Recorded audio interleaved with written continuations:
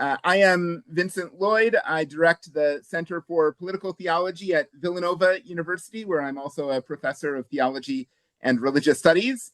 This is the first in a series of thematically organized webinars on African political theology. We're looking forward to upcoming events on sustainability, economics, healing, and other topics over the coming year or so. We have a long schedule coming up in the future, which we're thrilled about to use this technology to bring people into conversation in North America, Europe, Africa, and beyond, and to bring practitioners and scholars into conversation to see African political theology as not just something that is done in the university, not just something that is done in churches, not just something that is done in the halls of government or in ordinary life, but a site at which all of those come together, and that we can all talk to each other about these issues, regardless of where we are coming from. I am especially excited that Father Fidelis Olokunboro, who's with us and will be moderating this event, has come up with a vision for this series, bringing his own expertise and his teaching at Villanova to this broader audience, and looking forward to the collaboration that develops. Just very briefly, the Center for Political Theology at Villanova University is a research institute that is meant to spotlight field-leading research around religion and politics, taking seriously the complexity and depth of religious traditions, while also engaging with scholars and across the humanities and with the broader public. The Political Theology Network, which is co-sponsoring this event, is a collection of practitioners, activists, nonprofit leaders, government folks, and scholars and students who are interested in the connections between religion and politics. The Political Theology Network is a membership-based organization, but membership is pay what you wish. There's no set fee. You can pay nothing if you wish. You can become a member at politicaltheology.com and receive monthly notices about more events like this, as well as information on the journal we publish, the blog we publish, and all sorts of other things. But without further ado, I should prepare to hand off this event to our moderator. Father Fidelis Olokunboro is a colleague and friend of mine at Villanova, where he serves as a visiting assistant professor of theology and religious studies. Previously taught at Cabrini University, just down the road from Villanova. After training in Nigeria and Rome, Father Fidelis Olokunboro received his master's degree from Fordham and his PhD from Notre Dame, and has published numerous articles, including The Crucified People, The Divinized African State, and The De-Divinized African People in the International Journal of Public Theology, where he argues for the centrality of economic and anthropological categories in African political theology. So without further ado, I'll hand it over to Father Fidelis. Thank you. Thank you so much, Professor Vincent Lloyd, and thank you everyone for coming. My assignment is very simple. I will introduce to this group our scholars, then lay out the grounds with which they will be engaging us today. We're blessed to have two wonderful scholars. One is in the classroom, of course, and who has published extensively, and the other scholar is a real practitioner. So I will introduce them alphabetically, starting with Professor Chammah Kaunda, who is originally from Zambia, currently who is the academic dean at Oxford Center for Mission Studies. He's also an extraordinary professor of Christian spirituality, church history, and missiology at the University of South Africa. Professor Kaunda has published over 100 reviewed articles and book chapters, and of course, edited numerous books and published numerous books. I was telling him today one of my favorite is his work on the titled "The Nation That Fears God: A Critique of Zambian Pentecostal Theopolitical Imagination." So after this introduction, Professor Kaunda would speak first for about 15 minutes, and after which Dr. Isaac Kekemeke would speak. So who is Dr. Isaac Kekemeke, or called Dr. D.I. Kekemeke? Dr. D.I. Kekemeke is a Nigerian politician and an attorney. Congratulations. He was recently awarded. He recently got his PhD in law, a couple of, that was sometimes last year. Currently, he is the vice chairman of the governing political party in Nigeria, the All Progressive Congress, and is also the board chair of the Nigerian Postal Service. Before these appointments, Dr. Kekemeke has been in the political circle of Nigeria. He was a leading member of Ondo State House of Assembly. He was also the Attorney General of that state. He was a Commissioner of Works in that state, and he was also the state party chairman in that state. The process for our engagement today is going to be our panelists will speak for 15 minutes each, and after the second speaker, we'll go into the round of questions, which I will introduce, and after the rounds of questions, after my own questions, other people with questions can put into the chat their questions, in which I'll be reading, and I'll be throwing those questions to our panelists. After the round of questions, we will spend another 5 minutes each for each of the panelists to give their concluding remarks. Then Professor Vincent Lloyd will round up the session. So today is about statecraft. So simply put, how do people's idea of God, shape their governing policy, use of power, diplomacy, and politics? Primarily speaking, that is what this is all about. So I'm going to yield the ground to Professor Kaunda, to answer that question in whatever way he would want to answer that question for the next 15 minutes. After you, then I will turn over to Dr. Kekemeke. Thank you so much, Father Fidelis. I really appreciate it. Thank you for that introduction, and thank you for having me. Thank you for this privilege. Thank you, Professor Lloyd, for organizing this event. I'm privileged to be here, and I'm truly honored to share this space with you, Dr. Kekemeke. Thank you, sir, for this honor. In response to Father Fidelis's question, I will answer this question from a theological perspective because I'm a theologian. And then I will engage this to hear from what Dr. Kekemeke will say after that. But I want to begin by saying that the question of the relationship between theology and governance, that is the art of statecraft, has long shaped African post-colonial societies. And I want to argue today that the crisis of African governance is not merely political or economic, as people have always argued. It is deeply theological. It is moral and it is ethical. And I'm framing this in contemporary world where we have seen political forces becoming increasingly theological in form. And this question of a theological form that is shaping political powers is not just a question in Africa. It is an issue that is happening all over the world. I want to begin with a very short story, since Father Kekemeke is pointed to the book that I wrote on the nation that fears the Lord. During the time that I was doing a research on that book in Zambia, that was in 2016, I happened to sit next to two young men, and they were in this intense discussion about the church's role in politics.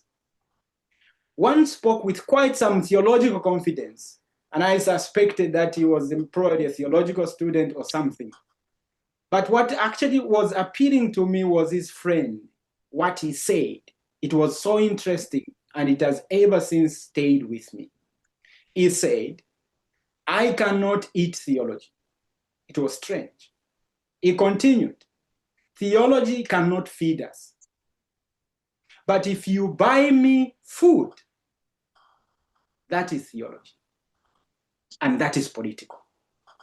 It was interesting to listen to that. This very simple remark captures a fundamental truth that we are talking about today. Theology divorced from life risks irrelevance. And that has become a key space of engaging and understanding theology. And when it is captured by the state or by the powerful, it becomes a tool of domination rather than liberation. And we have seen this all over the world today. It is in this context that I want to quote Walter Benjamin's painful words, but very appropriate to this context. The state of urgency in which we live is not the exception, but the rule. It is not the exception, but the rule. Across much of Africa, emergency is not occasional. Probably you have come to know that. It's a condition of existence. I can take you from one country to next, and you can see that the continent has been in a perpetual crisis and conflict after conflict ever since the first country to be independent, that is Ghana in 1958. Crisis is not temporary. Instability, improvisation, and then predictability are baked, carved right into the very heart of governance itself. Statecraft often becomes the management of fear, scarcity, and uncertainty, rather than the cultivation of life. What we are seeing is what Achille Mbembe reminds us in a different way, that domination consists for the dominators and for all others in sharing the same phantasms. The question of phantasms, imaginations that seem to have taken over even logic in many places. They are part of the ongoing challenges that we are seeing. Power survives not only through force, but through imagination. Political and theological narratives that define our spaces. When we talk of sovereignty, when we talk of nationhood, when we talk of prosperity, divine blessing, all of these shape consent and belief. Politics today is not so much about logic. It's about consent and belief, as simple as that. The nation that fears the Lord prospers. We consent and we believe. Let's move on. That's a challenge of politics that we are seeing here. Churches, mosques, temples, look at everywhere. Prayers and all biblical symbols, they reinforce domination, sanctifying inequality, exclusion, even violence. Much of the violence that we are experiencing in the world today, if you are honest, as religious undertones, they are theological in the way they have been constructed and used. And here we see the crisis of state credibility in Africa. Mbembe notes this, and I quote, "Through its bureaucracy and administration, the state constructs a reality of its own, a world with rules, categories, and values defined by the state itself. It defines everything for everybody, and everybody has to follow what the state is saying." So bureaucracy is not neutral at all. It creates reality, forms, files, borders, classifications. These determine who belongs, for instance, who is visible, who is disposable. And here you can talk about what Mbembe again talks about, what he describes as necropolitics, the very capacity of the state to decide who lives and who dies is a challenge and a question that we are facing today. Some, they are disposables. They are diables. They don't exist. So citizens increasingly experience the state as estranged from life and justice. And theology often becomes the language that blesses what administration cannot justify. And that's a big question. And I've seen this not just in Africa. What the state cannot justify is what theology is, in fact, justifying. Secularizing what the government cannot explain, it becomes the explanation of the challenges, of the questions that the government cannot explain. Even Jesus himself has been conscripted into projects of power. Jesus is not safe.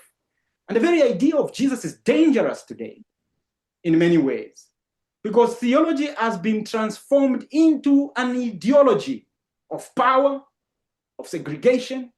And this is not, in fact, new, because when you go back just a few decades ago, South Africa was based on these ideas, Christian nationalism. I come from a nation called Zambia that has defined itself constitutionally as a Christian nation. Already, you see classism in terms of who belongs and what you do, how you engage, and how you interact with people. These are challenges of governance as well. So it is precisely here that I want to quote Nemi Wadiboko, his redefinition of statecraft, which he argues that the government in Africa is itself trauma. That means statecraft has become auto-suspension. Government is in force only in the form of its absence, non-present, or suspension. Governance is civil war itself within the body politic, holding the people into a life consecrated to death. This challenge of what we are seeing in terms of politics. What Waliboko is naming, I think for me, is stark. African governance often operates through absence, but also through presence. Authority is exercised in the space of abandonment, in these gaps where the state fails to care for people, in structures that perpetuate social and moral injury for their own citizens. These become spaces of governance. In those spaces where people are making it by themselves, they are not spaces of governance because they don't exist within the structure of the state and the governance. The challenge is leadership in this context cannot be barely pure strategy or strategic leadership as they always talk about. I appreciate the concept of strategic leadership, but it's not enough in such a context. It must be ethical, it must be spiritual and communal, especially at this time when many people in Africa are religious in one way or the other. So legitimacy becomes relational into this space. Ubuntu, in terms of the concept that have been used. How do we engage and interact from Ubuntu as a relational framework of governance? Governance becomes, in this context, pastoral work. Authority becomes accountable, not merely legal or administrative. And Dr. Keke will critique me on that one.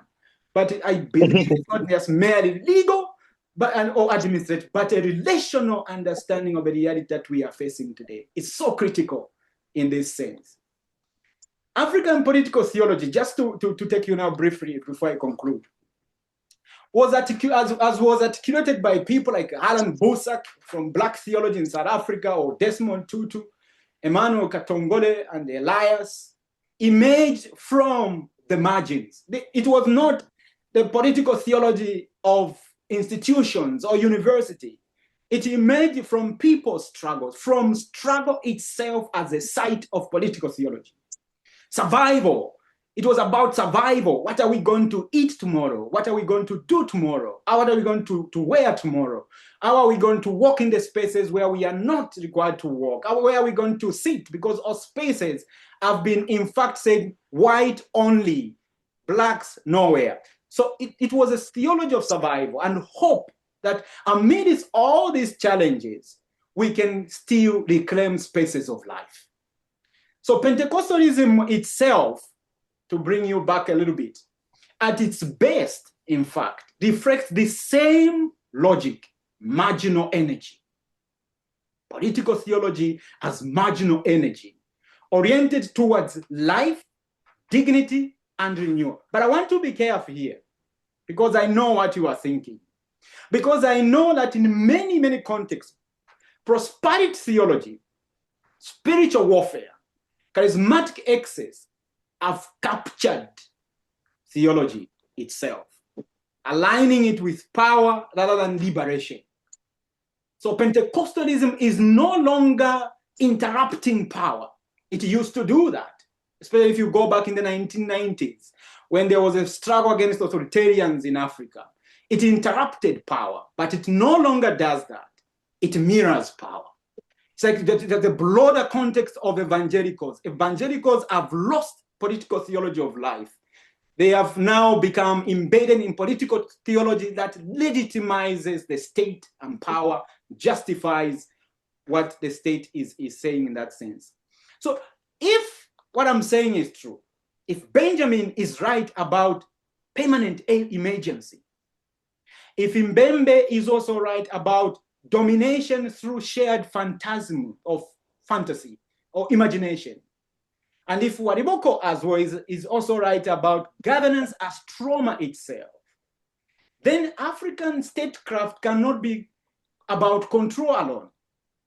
It must be, and I think in the words of Luca Bretherton, I'm quoting here, a work of love.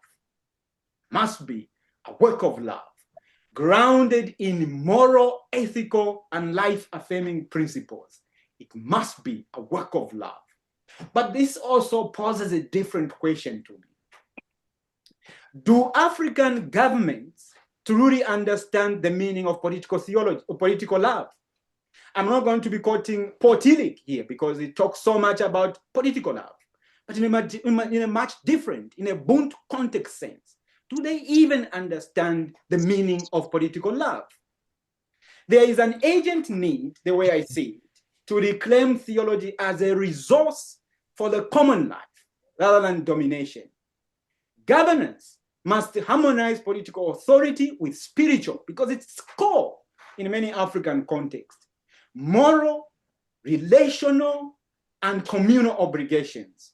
It must restore credibility to the state while nurturing life in societies already traumatized. In fact, for half a century of trauma, if you go beyond that, in terms of colonization, in terms of slavery that has happened when the African context was almost depopulated, all the able bodies taken, and then colonization, it has been centuries and centuries of trauma. So I can see the hand.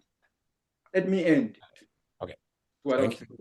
Okay. So the task is not necessarily refinement of political theology, but a decisive break with theology's complicity in domination and the recovery of theology as a practice of love, practice of life, nurturing of critical hope and prophetic justice. Let me end here, and then you can ask me the questions that you might have. Thank you so much, Father Fidelis. Over to you. Thank you, Professor Kaunda. Thank you. I didn't really want to stop you, but then I have to respect our rule. Thank you. So amazing. Before we start raising questions, I will give the time to Dr. Kekemeke. The same question, but with a little bit of slant. You are a practitioner in the field, while Professor Kaunda is a theorist, is a researcher. So you know the experience, you've been there, you see how it works in the field. So from your own experience, sir, and I'm particularly in a very, very religiously diverse country like Nigeria.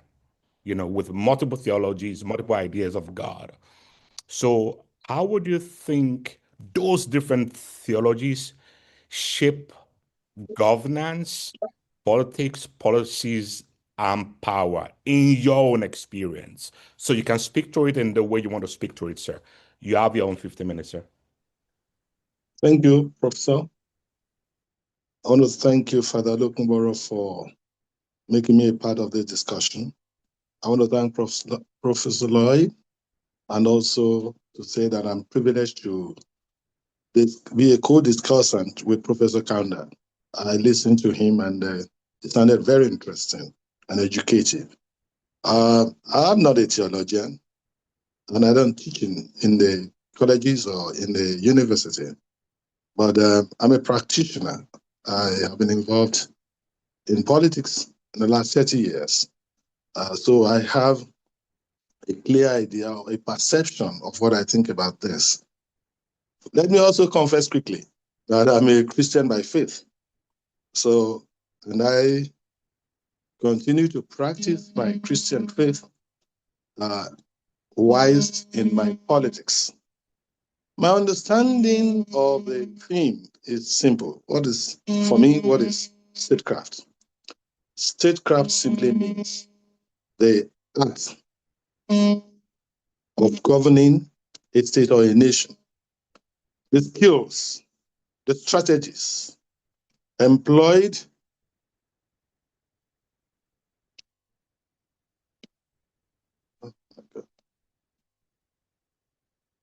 the strategies employed to mind the affairs of a nation state or a country. Of course, it defines or includes a vision of the leaders, their laws and how their laws are implemented, and also the relationship between government and citizens, and vice versa, and how citizens are being mobilized in the way their nation is being run. What is African political theology? For me, it simply means how African nations and African countries deal or use the tradition, their faith and culture to govern politically. So, politics, theology.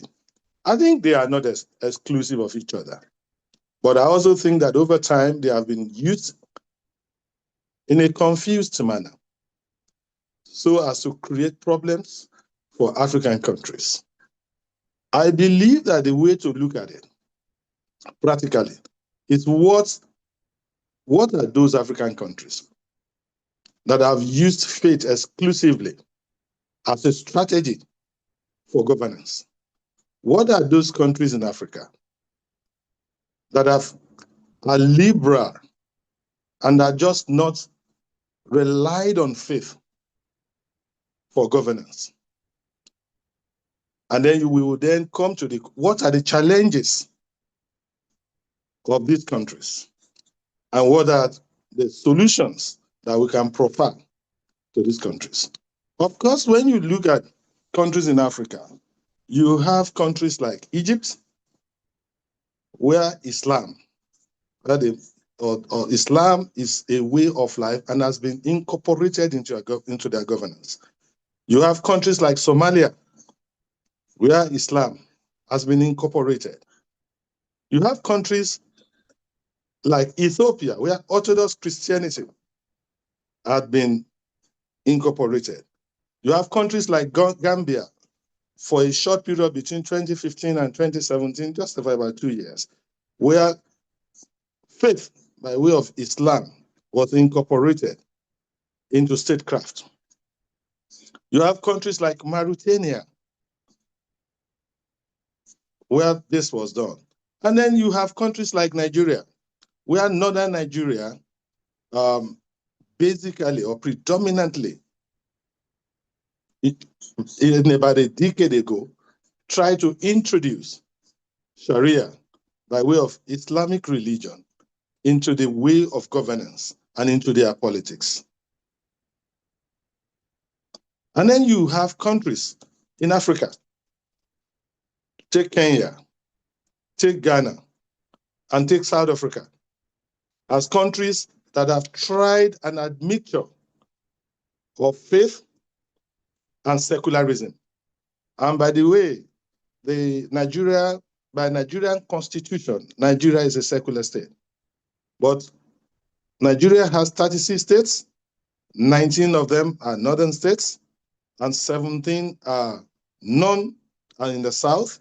And basically, almost all the 19 states, maybe except Plateau, Nasarawa, and a few states in the middle belt, or what we call central Nigeria, are Muslim dominated. So basically, in northern Nigeria, they practice Islam, and there has been a recent movement to manage the affairs of those states along the lines of faith.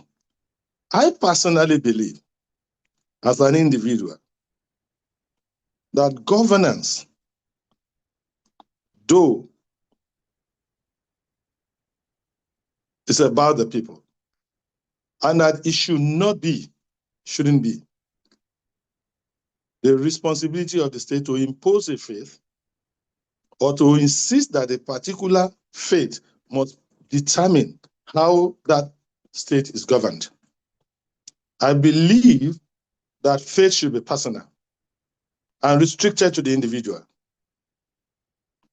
And that as it is done in Singapore, we ought to have a law to regulate how individual faiths interact with how individuals are allowed to practice their faith, and that determine the interaction between government and the people, not via their faith, but via more realistic factors. At all times, the people, and I'm happy that Professor Kaunda talked about Ubuntu. I believe that is what African states should be talking about. African philosophy of governance, not the philosophy of faith, because we have seen that people have used faith over time to overreach their countries. Of course, faith is important, like I've said, but we also know that in countries that have governed through the influence of faith, we have seen the challenges. First, let me talk about, I think that yes, it is true that there are advantages that come to countries if they employ faith. One of the things that happens is that there's unity, because leaders use faith to coerce the people. People are told that, yes, this is about God, this is about faith. The people are coerced so that we have what we call unity of purpose. We have some harmony, people work together. They do not complain and say that because this is the way God wants things done, and that when our leaders are put in place, they are our leaders, and therefore nothing must be done to work contrary to the things that those leaders have done. So you have positive impacts from faith-based politics in our countries. Like I said, there's unity. And of course, there is a promotion of shared values, because the leaders use faith to promote ethics and accountability. Most of the times, the people get worse for it ultimately. Very, very ultimately, the people get worse for it. And for me, there are also many negative impacts arising from from faith-based politics.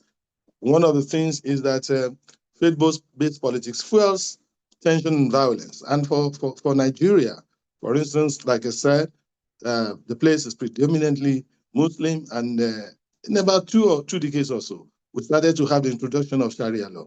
Of course, this brought about a lot of tension, because both federal laws that guarantee individual liberty and Sharia laws that restrict liberty had to operate side by side. So there was tension. Of course, this also fueled extremism But before then, there's also the marginalization of minorities, and then the restriction of freedoms and individual liberties. And this was what we experienced in Nigeria with the introduction of Sharia law. A lot of non-Muslim southern Nigerians had to relocate home because Sharia law, though personal, was being implemented, enforced in those places. So these are of course, the right of women, the rights of women to enjoy freedoms and to become what they want to become is affected. So my own view is that yes, even though there are advantages that are accruable from faith-based politics or governance in Africa, there are disadvantages. And I believe that the disadvantages far outweigh the advantages. Faith must be personal. And of course, I believe that if there are men of faith, whether Christians or Muslims, or traditional African religion, because all of this preached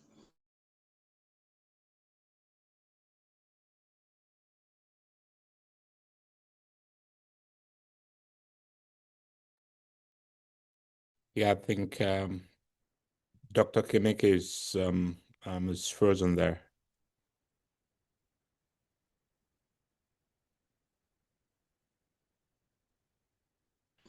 Ubuntu. All of this preach love by those who must lead. All of this preach who must lead. All of this preach. Hello? Hello? I hear you now. You are back now. Okay. Can you hear me now?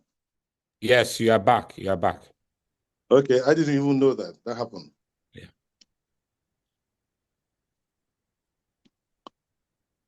We can hear you now. Okay, you can hear me. Yes. Okay, I can't even. Okay, well, I can see. Yes, the video is off for a second, but I guess it will be back. But we can hear you. Okay, so I believe that countries that have run faith-based governance have not performed more credibly. In fact, they have not performed better than countries that are not as secularly run. And if you look at Africa, as it were, even let's take the example of southern Nigeria, you find out that there is more development in the south of Nigeria than in the north of Nigeria. There is more development in the south of Nigeria than in the north of Nigeria. Everybody says that. And yet, northern Nigerian governments, state governments, try to introduce faith-based policies into governance. But if you look at countries that are not an admixture, countries that are an admixture of both secular and faith, or countries that declare themselves secular states, you will find out that we have more development. And of course, we have Rwanda that we know now that is doing greatly in its economics, doing greatly in good governance, doing greatly in national unity, that they are not faith-based. They are not faith-based. The individuals may have faith, but they are not faith-based. Then you have countries like South Africa and Ghana that are doing well. We have countries like Mauritania that are doing well. They are not faith-based. They make the people the center of governance. And I come to this position that the important thing that we need to do in Africa is to build accountable and transparent governments. Let us look for committed leadership, leadership that is committed to the general good of the people, not leadership that professes faith or uses faith to blackmail the people into submission. And at the end of the day, what we have are poor governance. I believe that we should just look at that. Of course, We have the problems, the Hydra-headed problem of corruption in Nigeria. How do we tackle corruption and ensure that funds available for use are used for the good of the common man? How do we begin to invest in human capital? How do we invest in education? How do we invest in healthcare? How do we be skilled men and women who ultimately are going to give us the country of our dream? How do we strengthen intra and inter-African cooperation through the regional bodies of ECOWAS, African Union, the South African Development Corporation, etc., and etc.? How do we build roads? And how do we begin to build our local economies that are not dependent on the West or East, and that we cease to be raw material producing nations for the West? These are, I believe, are the basic challenges that face Africa leadership, African statecraft, not just faith. But I also believe that individuals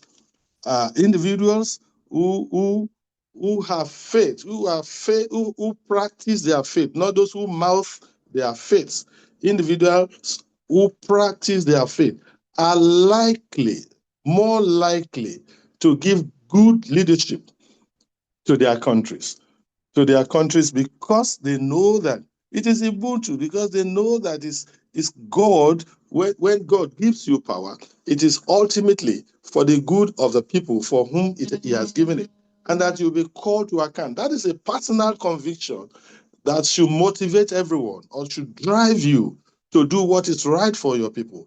That's a personal conviction that will drive you to ensure that it is the people's first, to ensure that government action and inaction must be such that will benefit the largest majority of the people. So faith is an individual thing. And I don't believe it must be incorporated as a policy into statecraft, because we have seen the abuse to which it has been put. We have seen that it is capable, like Professor Kaunda did say, is capable of being used and abused, and to legitimize bad governance, to legitimize corruption, and to weaken human rights, and to make sure that the people are not allowed to speak, and sometimes to spread poverty. And so I am of the opinion that, yes, we should have leaders that have faith in Africa, and that we should encourage individuals in Africa to have faith, but that to insist or to practice faith as a state policy has been found and has been seen not to be pro-people, does not promote the best interests of the people. Like I'm telling you, as we know in northern Nigeria, the gap between southern Nigeria and northern Nigeria is huge in terms of education. Yes. Yes, if you can just round up now, so that we can go into the questions. Yes. So, like I was saying, so the gap, for instance, education, in literacy, in healthcare between northern Nigeria, where we have faith-based subnational government, and south, is huge. So there's nothing to show that these faith-based governments are doing better than non-faith-based governments. So what we have should be secular states in Africa, secular governments that respect the rights of the individual to practice his or her faith without intimidation, without fear, without favor. Then we will then not have things like Boko Haram. We will not have things like ISIS. We will not have things like ISWAP. And so this is what I think. Statecraft and faith, that is the theology, should be interdependent and should not should not be used, should not work together, as it were. Thank you, Doctor. Thank you very much, sir. Thank you. Thank you, Professor Kaunda. Thank you, Dr. Kekemeke. Very, very profound. So we're moving to the section for questions. Please, you can just start putting into the chat box your questions. We might have one or two possibilities of some people talking. Professor Lloyd will coordinate that, but considering the number, the questions are better raised through the chat box, please. So I will start with the questions, possibly drawing and stretching the thoughts of Dr. Kekemeke and using that as a question for Professor Kaunda. So stretching the thoughts of Dr. Kekemeke seems to be saying that political theology either been understood as faith-informed policy or that is constitutionally reflected would eventually end up as ideology, which is one of the things that you raised, Dr. Kaunda. So I'll be curious to know about your opinion. And based on also what you wrote about in the book, in the text that we mentioned, is political theology always in the danger of devolving into ideology, just in the way you also reflected in the Pentecostal political theology as it was in Zambia? Is that the perpetual danger of political theology or African political theology? Your thoughts, Professor Kaunda. All right. Thank you so much for that question. First of all, we have to like I said, political theology in Africa is not something that is starting with a policy and how to govern the nation as such. But if you look at the challenges that African nations were facing in the 1980s, with so many dictators, autocratic nations that were on the rise during that time, and people were exhausted, they wanted something new. These became critical spaces where political theologies from the margins began to be fermented. In fact, it's just during this time that you see also the rise of Pentecostalism become more visible. The challenges of HIV and AIDS were also becoming a big issue during the same period. So political theology arises as these people's resistance against authorities or dictators during that time. If you look at a country like, for instance, Zambia, Kenya, Senegal, to put Senegal, I bring Senegal here because Senegal is an Islamic space. Even there, the trajectory of a shift was actually similar. People started resisting. Islam started resisting against the power that be, and then fermented this theology. But the challenge that happened is that these theologies were left without anybody taking critical responsibility of reflecting on them, what they meant, and how would we leverage them for political governance in the nation. So they were left and abandoned. Because when the African nation became democratic and it began democratization process, they didn't care about what the margins were fighting for. So the ideas were left out. And most of them started arguing that we are secular states. If you look at nations that also claim to be religious, they also say that we are a secular state. Zambia, for instance, as in a constitutional Christian nation, but it says we are a secular state. All of them may claim secular state. But the secular state, what they mean is religious at the subliminal level of it. So the problem is of a definition. What do African nations mean when they say that they are secular state? It's not clear in that as well. Secondly, how do we engage those theologies that we are fermenting in the past? Today, in terms of reshuffling how people think, whether we like it or not, a country like Nigeria or any other sub-Saharan Africa, they have a lot of religious people. The mindset of the margins is not a secular mindset. It's a highly religious. And because of this huge space that the government left, that's where we saw Pentecostalism and the very militant forms of Pentecostalism and Islam started trying to occupy these spaces. So the challenge of African nation is this gap. It's still a very contested gap by forces, but the government has not engaged it because it sees the region as a problem. Yes. Just round up, sir. That was an interruption from someone else. All right. So they see the region as a problem, as a private thing. But still, most of these nations, when listen to the speeches of their presidents, see the presidents themselves. In Ethiopia, the president is born again. You look at all of them. In South Africa, Kgalema Motlanthe was lifting the Bible in the parliament because they are all using the theology as part of their own understanding. But at the same time, they reject it. That is private. So how private is a region in Africa? Right.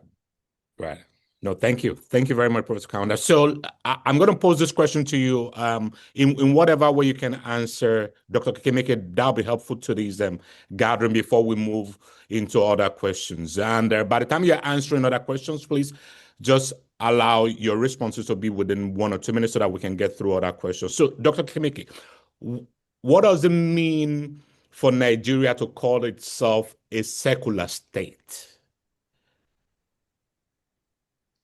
Well, Nigeria, by her constitution, says that she's a secular state.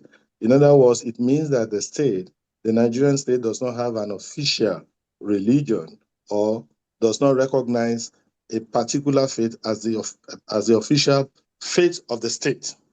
In other words, there is no state-recognized faith in Nigeria.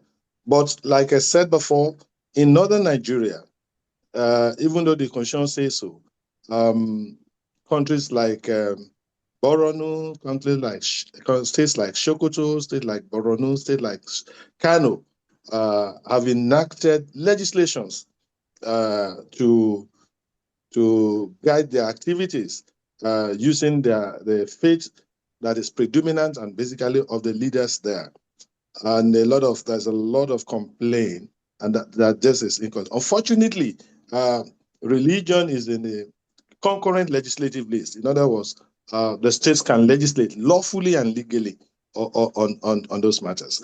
A lot of Nigerians have argued that the Nigerian state, having said that it's a secular state, would be wrong to be promoting the faith of some Nigerians by way of participation. For instance, the most argued point is that how can the Nigerian state be spending national resources to promote or to support pilgrimage to the Holy Land and then to Saudi, to the Holy Lands, let's say so. And that itself denies the secularity that the Nigerian state professes in its constitution. And of course, then there is a third group of people who says that when you talk about theology and faith, it should not be limited to Christians and Islam. It should extend and it should include African religious beliefs. But this has not been captured. So in practice or in our constitution, Nigeria is a secular state. But Nigerian governments, both at the federal and state levels, in my view, are deeply involved in using state resources to promote the faith of the leaders of those states, or where a particular faith is predominant. And this has created problems for the Nigerian states. The Christians who are in the north don't feel too safe. I don't believe there's genocide. There's no genocide. As President Trump did say, there's no genocide of Christians. But of course, they feel unsafe. Sometimes Muslims in southern states who are not predominant in states like Ogun also complain that their faith is not recognized as it ought to be. So we have these challenges. And what do? They create tension. They create conflict. amongst the Nigerian people. Right. So Nigeria, in theory, and by its constitution, is a secular state. But Nigerian leadership at the national and subnational levels are involved in using their faith, introducing their faith into policies and programs of the various governments. Thank you very much, Dr. Kekemeke. I think your last point may have answered one of the questions here for you by Dr. David Ngong, who is you can still say more about it, but I can just read a question for you to think about. This question is for Dr. Kekemeke, and it relates to his idea that faith should be personal. Excuse me, please. 1 second, please. It relates to his idea that faith should be personal. How does he explain the apparent fact that so many people in government claim to be Christians, Muslims, practitioners of indigenous traditions, and all others, yet there is so much corruption in government? The state claims to be secular, but there is an outward, so to speak, very, very obvious demonstration of their faith, even right in the public space. So how do you explain that with a country that claims to be a secular state? Why you may have answered part of that question. Part of it, yeah. Yes, and the last comment. So do you still have one or two things to say to that? One or two? Yeah, let me just add this to say that I agree completely, and it's been very disturbing that people who claim to have one faith or the other, and like I said, all faiths preach honesty, all faiths preach love, all faiths preach that those in government should be accountable to God and to the people. But you find out that most of us who are either Christian, Muslims, are the people that have been invited by the Economic Financial EFCC Commission, Crime Commission, Economic and Financial Crimes Commission, to answer to charges after leaving government. We pray, the Muslims pray 5 times in a day. Christian leaders pray every Sunday or go to prayer meetings, but these have not reflected. I agree completely. These things have not reflected in the way that in statecraft. And why I think the problem is that people are just being used religion or faith just to be right. They just want to be right. They just use it so that they can get votes, and they just use it so that they can get away with crime, get sympathy of the people because we are men of the same faith, etc. So it is true that these faiths have not reflected in the quality of governance and in the way that we behave as leaders. So that is where the problem is. Right. Thank you very much, sir. I think your last sentence will help me frame this question by Professor Simon Mary here, which goes to Professor Kaunda first. Thanks to both speakers for such insightful presentation. I would like to post this following to Professor Kaunda. Can we do political theology without political philosophy? If we can't, I'm curious to know what the inherent markers of African political philosophy that serves as a theological partner for an African political theology. Professor Kaunda, should I repeat the questions? Yes, I didn't get to the last part of it especially. Okay, so can we do political theology without political philosophy? If we cannot, what are the inherent markers of African political philosophy that would serve as a dialogical partner for an African political theology? So this again takes us back to African traditional religions as well, and with ideas that we see somehow misused in Pentecostal traditions, the ideas of Ubuntu, as we have already said, is one of the philosophies that has been very critical in terms of Africa understanding itself. Because Ubuntu means that I am because we are, and because we are, therefore I am. But it's much more deeper than that, because it goes deeper to issues of ecology, to issues how we manage resources, to issues how we relate with one another. At the very foundation of this philosophy is relationships. The problem of a community is a relational problem. It's not a strategy. The strategy comes when we deal with issues of relationship. So relationality is the very foundation of African philosophy. And wherever you go, you find this, where everything is defined as living. Even things like a tree is perceived as living, not just something that you can go and use and destroy. And when you talk about governance, you are not just talking about what you do towards people. You are also talking about how you live as human with those people. And I think this is one of the biggest challenges that we see in Africa today. As much as we talk about these ideas of Ubuntu, they have not been used as dialogue partners to frame governance. Governance has been tried so much to follow cut and paste from the West. And in the process of doing that, it has not itself articulated what does it mean to be an African nation that has a governance that can contextualize things like democracy, contextualize things like the governance itself from the West. How do we dialogue? I think that's a question that has always been a problem in Africa. And most of the time, because there hasn't been proper dialogue, there has been almost a continuation of colonization in terms of governance structures that still continue there. And even the question that was coming from Nimi Wadiboko of government as a trauma, this continuation and failure to engage and interrogate itself.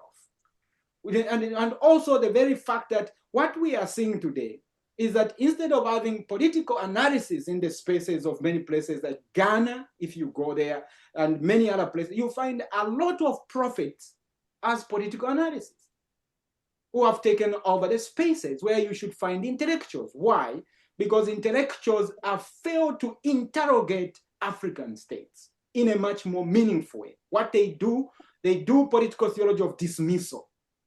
They dismiss the region, which is the pervasive mindset of many people. And the more they do that, people don't want to follow what they are saying. So people are running to these quick kind of ideas of prophets to feel comfortable in their understanding of the reality. So then again, it pushes that back. How do we do political theology that gives preference to the ideas that are evolving from the margins? And what I call this is that we need to start moving towards political theology against political theology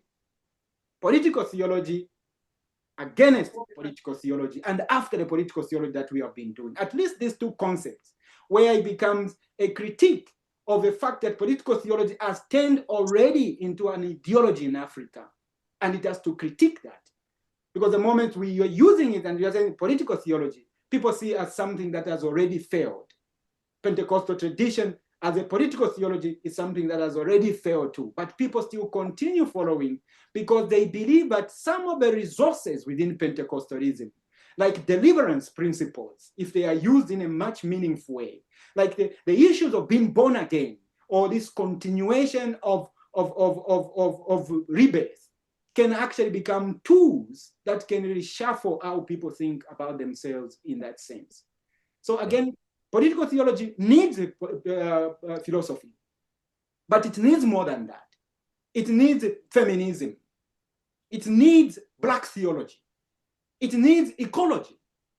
It has to be multidisciplinary or interdisciplinary for it to make sense to the people on the ground. It can't be just one way of thinking about it. It's not enough. It needs law from Dr. Kekemeke. It needs law, but it needs to think in a much more meaningful, not from the past, but probably we need to start doing theologies of the future that evolves us into the trap. We seem to be trapped at the moment. The question is, how do we do a theology from the future that should shape our present realities today? Because this is not a question just of Africa, it's a question of everywhere.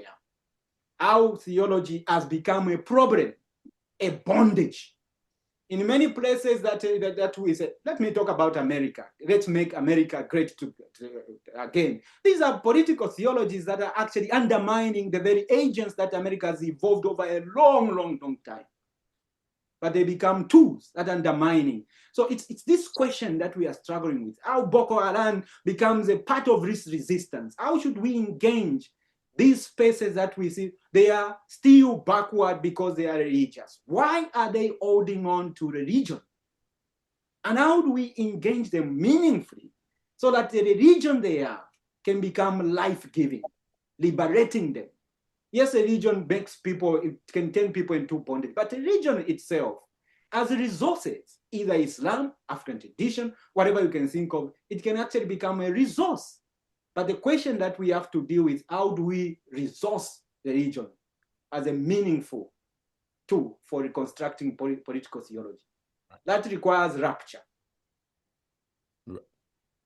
Thank you very much, Professor Kaunda. Since you are within that line of thought, let me raise this other question before I yield to Dr. Kekemeke. There's another question for you, which is related to what you've just talked about. Thank you for this wonderful webinar. I have a question for Professor Kaunda. Could you please tell us more about the concept of work on love you mentioned? Is there a particular understanding of love in African political theology? Again, as I was saying, these are concepts that are evolving in African political theology in terms of its shift from just the margins and now becoming an academic discipline that people are trying to engage and develop, which is just in its in the process of evolving. I think there cannot be love without at the same time dealing with issues of relationships. And again, I will still push you back to relationships, because relationships have been the critical place of love formation, the critical place of life formation, the critical place of reconfiguring how people think, first about themselves, second about the realities around them, third about the government as a resource that should help them reconfigure themselves. But we have to develop further these concepts, and that's what I'm saying. And I'm going to develop it right here. We need to develop proper political theology of love. And in a simplistic say, I can say, for example, Dr. Kekemeke has talked about it. Can we talk about something like love your country and your citizens as you love yourself? If there was such a small measure of love, would we be talking about corruption? Would we be talking about plundering resources?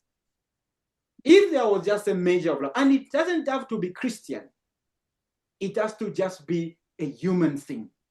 And I think this also takes us in terms of how do we define ideas of human and modernity, which becomes the questions that are very challenging. Because some forms of modernity that we are seeing, even the very idea of African humanism, can become traps. Again, even these resources that we are talking about, like Ubuntu, we don't want them to become traps again. We want them to engage the global world, engage realities beyond the context. What is it that African traditional religion can offer to Christianity and can offer to the world? What forms of humanisms can we evolve in the context of love? Is it unconditional love, like in the Christian context? Or there's something else that we are talking about? But I'm raising these as questions that we need to think about, because I don't have pure answers to give as well. Thank you, Professor Kaunda. And Dr. Kekemeke, you might have some thoughts on them on those responses, but before you articulate your thoughts, there's a question here for you too, which I think is very important. Could you discuss, question for Dr. Kekemeke, could you discuss concrete ways in which Christianity has contributed to the civilization of a democratic culture in Nigeria? Thank you, Father. Yes, in many ways, Christianity as a faith has contributed immensely to the development not only of the democratic values of a country, but to development of the human infrastructure of our country, which forms the basis of development.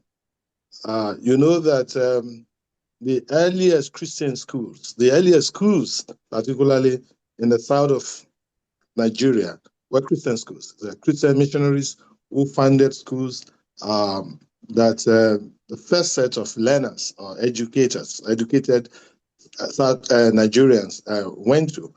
They built hospitals. And they also try to build small little social infrastructure to be able to help the communities where they try to Christianize. So, and you know that this education formed the bulwark of democratic agitation in Nigeria and the promotion of democratic values. So the Christianity as a faith must receive kudos for whatever development we have in Nigeria. And to a large extent, this Christian effort in southern Nigeria gave an upstart to southern Nigeria over northern Nigeria in terms of education. So we must commend Christian efforts in ensuring that the education basically became a part of us earlier than in northern Nigeria. And of course, it is also true that even in northern Nigeria, they established Christian schools, particularly in the Middle Belt, in places like Benue, Plateau, now Nasarawa, and central Nigeria. So I believe so. But let me just say this to Professor Kaunda. I personally believe that what African political theology should be doing should be developing strategies that will reawaken, will conscientize, will sensitize leaders in government. Since I believe that it is personal, since faith is personal, then since most African leaders professed one faith or the other, how can the intellectual community in Africa, how can intellectuals like Professor Kaunda, like Father Olokunboro, and all of you begin to develop strategies to be able to reach the individual, since I say that faith is a personal thing and it has to do with your relationship with God. For instance, if there are strategies, if there are modalities where the individual in government, in leadership, can be reached, can be upgraded, can be talked to, can be sensitized, can be made to know that our activities are a betrayal of the faith that we professed. I think that it will add more values than thinking that we should have our system, our statecraft, our system of governance regulated by faith as a nation or state policy. Right. Can I comment briefly on that? Okay, yeah, sure. I think it's not a question of political theology regulating the state policies and such.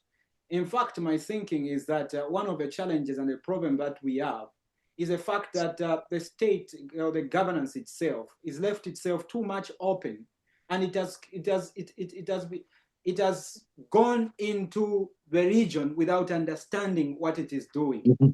But fundamentally, what it needs to do is to create almost a distance between the churches. If you look at the church level, not talking about intellectual political theology here, but in terms of organic political theology, that means what the masses are doing, the struggles that they are doing, like Boko Haram's political theology of terrorism and the stuff. So to focus on creating this distance between, and this was happening, if you look at the places like Senegal, the Brotherhood of Islam, they were very good at engaging the state in the beginning, but they became completely swallowed up in the process. And they started wanting so much power. And in the process, the whole process of democracy and democratization almost collapsed. And this time they are still fighting. But this distance, which you can call like a redemption tension between the state and the region. Because I still know that we are not going to go in a very clear cut that you are talking about a separation between the state and the region in Africa. I really don't see that happening. It will not take place at all, because the widespread mindset is very religious, and religious itself is not just a practice. It is epistemology. It's an idea. It's meaning making. And it has a place. If we think of Nigeria as a religious pluralistic context, that means it has a place. Again, we need to talk about how political theology can engage theologies of liberation, for instance, theologies of public theologies, so that it has a way of engaging the state from a more redemptive distance. Sorry, I'm using a word that may be too theologically overloaded here. But this subjective distance and prophetic between the state and the churches. And I think this is where the theologians also come into this question. And I think this is a question that I'm hearing from you, Dr. Kekemeke. How do we engage theologians and the practitioners? And I think this is where Lloyd must be applauded for this engagement that we are having, because that is fundamentally what is needed in Africa. And we need to do even much more. How do we engage, for instance, issues of political theory and expand it so that it engages adequately with the issues of political theology as well? So we need to do everything possible that makes sense, developing more pluralistic political theology that can engage, for instance, in Nigerian context with the issues of Islam, issues of African religion, issues of Christianity, issues of broader sense of things that are happening, because all of them are struggling to understand their place in the government. So creating this space, which is a public, to use that concept, as a space of mutual engagement, interaction, where nobody is excluded. And secularity, if it wants, it shouldn't actually compete with all these pluralistic ideas that are contesting for their place in Nigeria or in any other place in Africa. Remember, pluralism is so strong in African countries, and it has to be engaged theologically because it's a theological issue in Africa. Right. Thank you very much, Professor Kaunda. So insightful. If you did not hear me read your questions, it's because I believe that a lot of the responses have really covered major parts of your question, or all of the parts of your questions. So we are rounding up right now, and I will just invite our two panelists to give their closing remarks for 1 or 2 minutes before I yield it over to Professor Lloyd, and hopefully he can make 1 or 2 comments on the future plans of the center regarding the intellectual interrogation of the plurality in Africa, or the intellectual responsibility of the intellectuals to the practitioners in Africa. So I will yield to you, Dr. Kekemeke, to give your closing remarks for about 1 or 2 minutes. Then before Professor Kaunda, then Dr. Lloyd will finalize this gathering. Thank you, Professor. Thank you, Father. I say it again, that it is sad that over time, faith and theology have been used in African countries to brainwash the people. People have used religion to make their nations poorer, to loot their nations, and to sustain themselves indefinitely in government. And that has nothing to show, like Professor Kaunda did say too, that faith-based governments in Africa have helped Africa. On the contrary, I want to conclude by saying that Rwanda, which has become a model in good governance, in national unity, in Africa, it's not faith-based. It's not faith-based. What should be important to us in Africa should now be maybe to have and develop in each African state or in each African nation a culturally based philosophy like Ubuntu and develop it so as to, which simply means a commitment to our people, a commitment to good governance, a commitment to the good of the majority of the people as our religion. What I'm saying is that state faith, state religion, state theology should be about God and the love of God and the love of man to man. Not either you are a Christian or you are a Muslim or you are an African traditional practitioner, African traditional religion practitioner. Let every other thing be personal.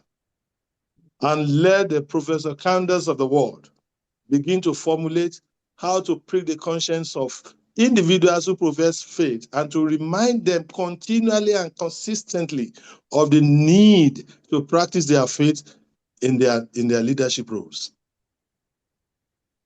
Thank you, Dr. Kekemeke. Thank you. I want to say that Christianity, when we go back in the foundations of it, has been very important for many African countries, especially when you look at sub-Saharan African. You look at most of the founding leaders, like people like Mandela, Kaunda, Nyerere, and all those all the way to Nigeria, were actually educated in Christian mission schools. And the theologies that they are forming, like you look at people like Nkrumah and his argument about materialistic philosophy, they were trying to engage. Nkrumah took a little bit of a strategic atheist approach to his philosophy. But others like Kaunda, they were explicitly Christians. And that does not mean that Nkrumah had abandoned religion. But this is what I'm hearing from Dr. Kekemeke. The implicit atheistic approach that he took meant that he was worried that while Christianity has done so much for the nation, for the continent, it was also making people docile. It was, to use Karl Marx's word, opium of African people. It made them fail to resist. But there's something that was forgotten in that, because in the very process of religion, indigenous imagination were fermented by Christianity. Even political revolutions, most of them, if you follow, they were actually fermented by Christian ideas. So much of the independence in Africa is embedded in Christian values and religious values, if we extend it. But what is the issue at hand? I want to say that we need to think a little bit ahead of that. Political theology against and after political theology. That's what we are thinking about. Against and after political theology. And I'm concluding. This, I do not mean rejecting theology as political responsibility. Not at all. What I mean is that we need to get to understand that the forms of theology that are at present have lost energy to resist. They have been co-opted in systems of power, and they are dysfunctional. But we cannot abandon the responsibility of political theology in engaging with the political. Political theology has huge responsibility in Africa. But again, it should be against political theology insofar as political theology has become captive again domination and death that it plays in many contexts. And this is what Dr. Kekemeke is actually pointing us to, that it has failed constantly. But it's not that it has failed. It's that it has lived its life, and we are still almost repeating the same things rather than engaging it in a fresh and new way. And it is after political theology in the sense that it emerges once the current political theology that we are dealing with has been exhausted. I appreciated the book that I read about David Ndongo recently, about the political theology that is coming, rethinking it, reshuffling it, rapturing it. This constant rethinking, I think, is what is needed at the moment. What is it the Kaundas and all those of the past were trying to say? It's not enough for the present context. The very African theology itself is not enough for the present context. It all needs to be re-engaged again and give them new orientation in the process of our imagining a better future for Africa in that sense. Thanks. Thank you, Professor Kaunda. Professor Vincent Lloyd. Thank you all so much. You've given us a great deal to think about. Thank you, Dr. Kekemeke and Professor Kaunda, and thank you so much, Father Fidelis, for bringing us all together. We're looking forward to continuing the conversation on different topics in the coming months. We're thinking about an event every 2 or 3 months. Topics on the agenda coming up include healing, economics, gender, and sustainability. I see in the room here 2 or 3 people who are involved in the planning of future events in the series as well. So this is just the beginning of a conversation, but it couldn't have started off better with these wonderfully insightful remarks from Dr. Kekemeke and Dr. Kaunda. Thank you again, and have a good afternoon or evening. Bye. Thank you so much, Professor Leo.